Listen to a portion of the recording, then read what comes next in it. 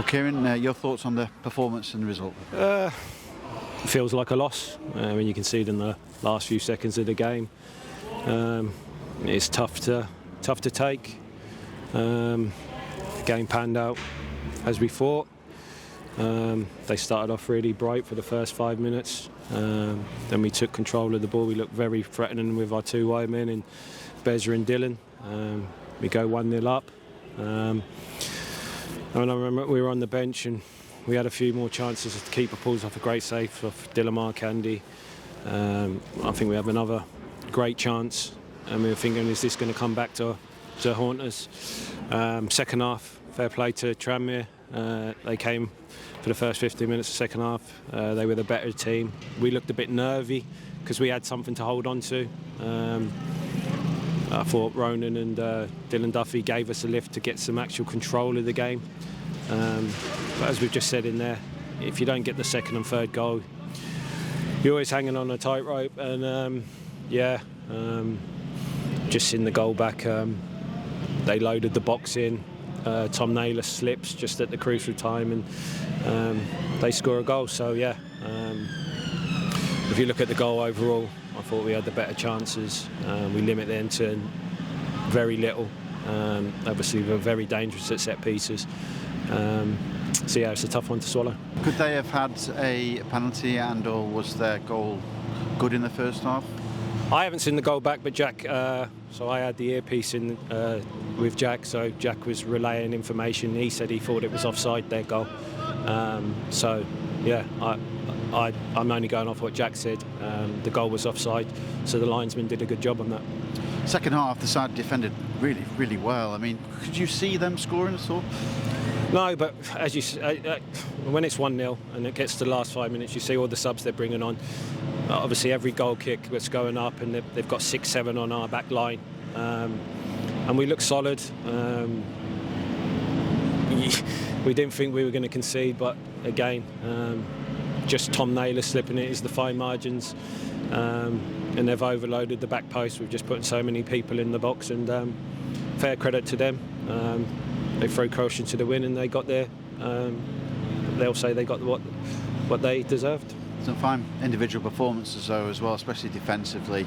Dylan Marcandy shows again what a quality player he's been, hasn't he? Yeah, so usually when you talk about the 4-2-3-1 that we usually play, we rely on our fullbacks to give us the width, but in the last two games now we've changed, and the wingers are giving us the width in James Berry and Dylan Marcandy, and at times, especially Dylan Marcandy, I'll say that's not disrespecting James, because he had some great moments as well, and you fancied him to bend a couple in the top corner, but we look really threatening, and in transition, especially from our good defensive shape and then breaking out, they looked like they were deadly. But if I am being overcritical, we've got to be ruthless. We've got to score. We should be going in at half time 2-3. Got to take them chances. You can say keepers make good mistakes, but that's the difference. So yeah, still a lot to work with.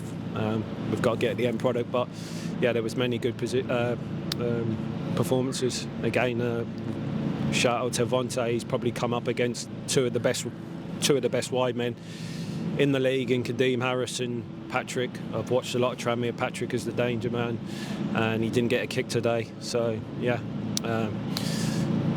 we will look at all the positives, but we're all disappointed at the moment, because I think if we'd have held on, we would have been third in the league. And I touched on yesterday that the gaffer said he wanted us in the top three and to never come out of it. So it looked like we were there, but yeah, we'll come again. No Armando Dobber in the 18 today. What's the matter there? Yeah, Dobbs suffered a hamstring injury in training, and it looks a bad hamstring as well. So that was a really bad news that we had to deal with.